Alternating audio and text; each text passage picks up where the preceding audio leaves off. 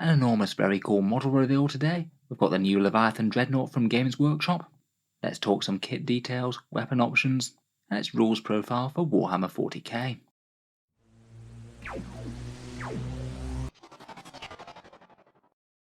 Hello and welcome back to Warspets Tactics, where yesterday Games Workshop revealed one of their most exciting heresy models yet, in my opinion, the new and updated Leviathan Dreadnought, escaping from the shackles of resin into glorious plastic. Perhaps one of the most iconic Forge World models gets a new lease of life, and I feel like this one's going to be a very tempting one for Space Marine collectors both in Heresy and current 40k. First let's talk about the release, then take a look at some of the options on the model, what's there and what is lacking, and discuss how it performs in current 9th edition 40k with a look over its datasheet and options. Just to start out though, I think most people who like the old one are going to be very happy with the model. Certainly seems like a fairly faithful rendition. I think it is one of the Forge World models that really conveys armoured bulk incredibly well. I think they've done it a lot of favours making it pop in this Imperial Fist colour scheme, and I'd certainly be concerned having this guy stride towards me on the battlefield, all guns blazing.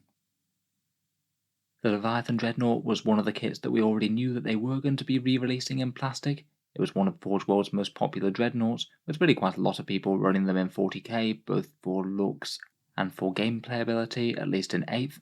Then mysteriously the standard issue one went out of production, and there wasn't really any good explanation for that other than getting a plastic return alongside the rest of these Heresy releases, and of course here we are. Forge World still do supply a whole bunch of different Leviathan bodies though. They've made unique ones for a fair amount of the legions, and all the weapon and arm options remain on sale from Forge World 2, which might be relevant unless they update the datasheets to solely reflect this kit. In the lore, the Leviathan Dreadnought is a vastly powerful siege dreadnought, packing the heaviest firepower and combat weapons, abnormally thick armour that's excellent for striding into the heart of the enemy lines, and shrugging off all but the most dangerous firepower with contemptuous ease. Interestingly, they were created on Holy Terror itself, and denied the technology to the Mechanicum, though despite their effectiveness on the field, they certainly take a heavy toll on the Space Marines interred within them. The disturbing sarcophagi that they're interred into is a relic from the dark age of technology in humanity's past. Far more than regular dreadnoughts, the Marines within them tend to succumb to eternal madness, or just to plain kill them outright, no small thing for an Adeptus Astartes, even an injured one. Basically great to have one of these on your side, but probably not to be in one yourself. Rules-wise, we'll get onto in a second, but it's largely been a powerhouse throughout 8th edition, with those storm cannons being great anti-everything guns, and then had the rules fairly heftily rewritten in 9th edition, the datasheet taking a fair few changes and arguably being toned down a bit, and it didn't gain core unlike quite a lot of the other dreadnoughts, which certainly puts it at a bit of a disadvantage compared with the Redemptors and the Contemptors. The fact that they've got a 2+ armor save is really quite interesting though, and it looks like at least a few people are playing them a bit more now there's Armour of Contempt on the go. Anything with a 2+ save is great. This thing will save AP-3 weapons on a 4+ still. Pricing wise, the current Forge World ones cost generally around about £90 or $165 when you include the arms. Like a few of the other Heresy releases, this should represent a pretty decent cost saving over that. They aren't really significantly bigger than Redemptors, so I'd hope somewhere around the £40 to £50 mark perhaps. Maybe somewhere around 70 to 90 US dollars if we're lucky. I feel like of all the Heresy models that they've come out with so far, this might be one of the most tempting to current 40k collectors. Here's a quick side-by-side compared with the old one. This old one painted in Death Guard colours. Pretty much all the core details are the same really.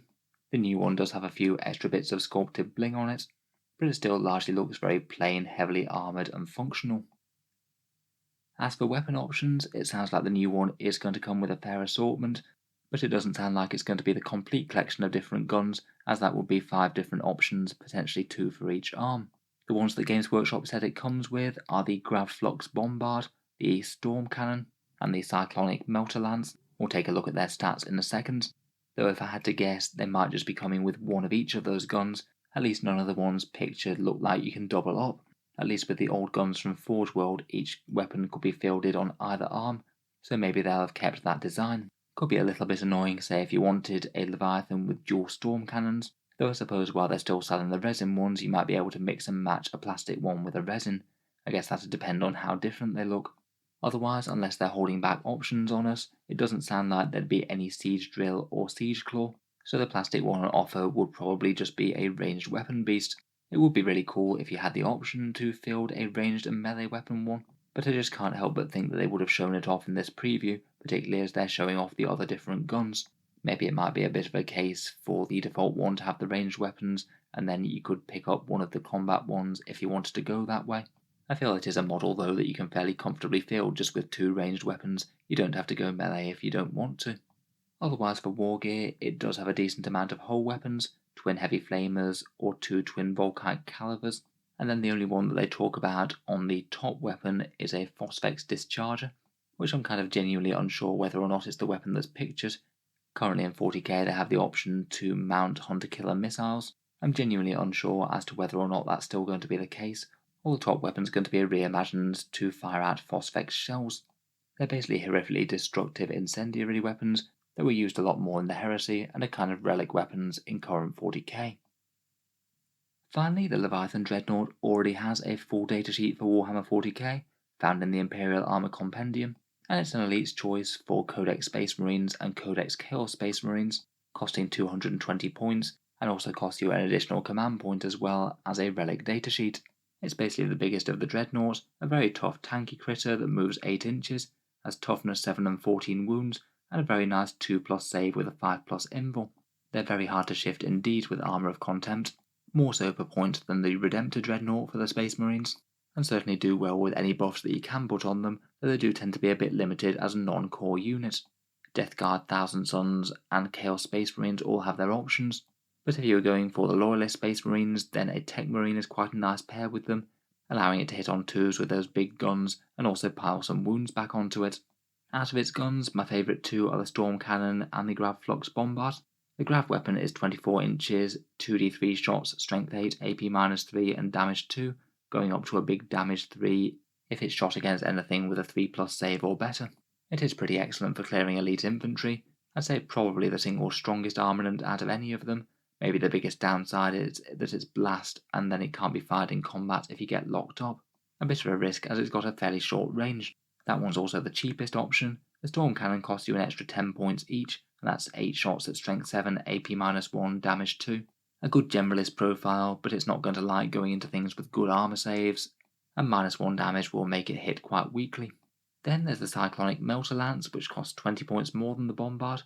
That one's heavy d6, strength 9, AP-4 and damage d6, so it hits like an absolute truck.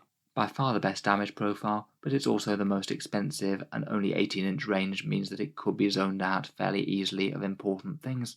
Then you've got the option with whether or not just to go with 2 guns and make it a dedicated gun platform, or take 1 gun, maybe the Grav, and then perhaps the Leviathan Siege Drill. That one gives it ×2 strength, AP-4 and 2d3 damage, going up to a crazy 6 if it attacks vehicles, so it's pretty nice if you want to be fighting knights or something. I feel like it's both viable with 2 guns and also with the mixed threat roll. Finally, for the Carapace weapons, I think the Hunter Killers are kind of take or leave, but I'd rather have the Volkites over the Heavy Flamers. They fire out 8 shots at 30-inch range with 2 damage, plus the Volkite rule to deal some mortal wounds. Overall, for raw power, I think I would usually rate it just a little bit worse than the Redemptor Dreadnought, though the gap is certainly narrower post Armour of Contempt, and since the Redemptors went up to 195 points base. If you aren't thinking about supporting them with other units, then I think they become a much more tempting choice, and they certainly have a lot more extra value in Iron Hands, who for the Loyalists are perhaps the best base Space Marine chapter for making use of non-core vehicles. Steel armor can give them +1 to save, which makes it ridiculously hard to shift, saving AP-3 on 3s then. Iron Hands could also give it a feel no pain from their Warlord trait for a 5+ extra tankiness, and you can spend 1 command point to push it into the Devastator doctrine, reroll 1s to hit, and the AP-1 is better on those Storm Cannons. Overall, while maybe not top tier for most of the chapters, I would still say that it's usable, particularly where vehicles are concerned. A tough unit to be slogging into the midfield that does kind of need dealing with, otherwise it will be destroying something. So anyway, let me know what you think of the new reimagined model. Personally, I feel it's a big win on Games Workshop's part, and I'd be surprised if they aren't quite popular. Perhaps the biggest niggle is slightly limited war gear, if that is indeed the case, but to be fair, it's a big upgrade on the current Forge World situation where the guns all cost £15 extra, and at least this guy will come with 3 of them at the very least. If you've enjoyed the video and you'd like to keep up with Games Workshop's news and releases, please feel free to subscribe to Auspex Tactics. I do tend to post 40k videos just about every day. Finally, if you have been enjoying all the things on the channel, I would just like to mention that Auspex Tactics does have a Patreon page, and you can find that down in the video description. Channel patrons do get a fair few advantages, seeing certain videos early, regular votes to see what sort of things come next on the channel, and automatic entry into the regular prize giveaways with a chance to win some really big model kits each month.